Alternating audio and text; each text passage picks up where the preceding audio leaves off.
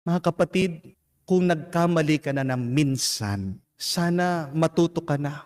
Kung pangalawang beses nagkamali ka, hindi na pagkakamali yan, kasalanan na yan. Amen? Pagpaulit-ulit ka na nagkamali, hindi na po kasalanan yan. Problema na yan. Addiction na yan. Amen?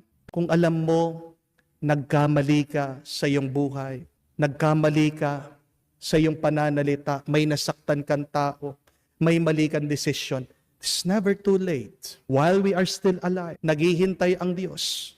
Aminin mo, magpakumbaba ka, magsisi ka sa Diyos. Yan po ang grasya na ating hilingin sa Panginoon.